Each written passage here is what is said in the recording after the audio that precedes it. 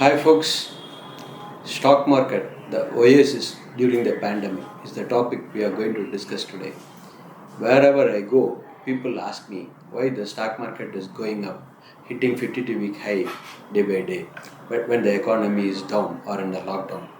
See, since from the 1929, the Great Depression, it is proven that the stock market is detached from the macro economy and then the fundamentals of the company. It is again and again proved that during the dot-com burst and then the global financial crisis during the 2007 and 2008 too. See, in Tamil there is a riddle. காற்று வந்ததால் கொடி அசைந்ததா கொடி அசைந்ததால் காற்று வந்ததா. In other way, in English, which comes first, chick or egg? Like that, another riddle arises. Now, the stock market reboot the economy or economy reboot the stock market. So, this is the puzzle going on with everyone's mindset. See, now, in India, after the pandemic, the interest repo rate and CRR has come down. The repo rate is around 4%. Because of this thing, the liquidity increased by something around 8.1 trillion INR. In US, the interest rate is almost zero. And then the Fed, they started purchasing the corporate bonds. So what happened there? People, what they did is they borrow money from the banks at zero rate. They invest in stock market. They make money. They enjoy it. Even the unemployment rate has gone up to something around 45.5 million in US. So from this, what we are going to learn is that the stock market is completely detached from the macro. This is the pure example. We have 100-year history on this thing. As per Newton's law, for every action, for every body continues in its state of rest or uniform motion unless it is compelled by an external force. That external force that drive the market during the pandemic is the central bank.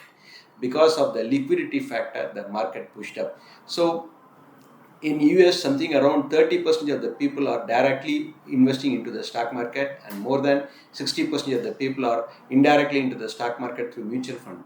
In India, only 2% of the population were into the stock market. Right now, it has gone up to something around 5%. So whoever have exposure to the stock market, they offset their loss in their businesses by making money here. But in India, majority is not into the stock market. They always say market is risky. Of course, the market is risky, no doubt about that. So what we are going to learn from this thing is, as like PAN card and Aadhaar card, everyone should have a demat account and trading account, and they should have some basic seed money into the market to learn the trend. They should know that. But the thing is that they should know when to plug in and when to plug out of the stock market. Then only they can offset the loss in their business during the pandemic time. No one knows that how long the pandemic will be there. We are talking about third wave, fourth wave, fifth wave, and so on. So this is the field you can hedge your loss.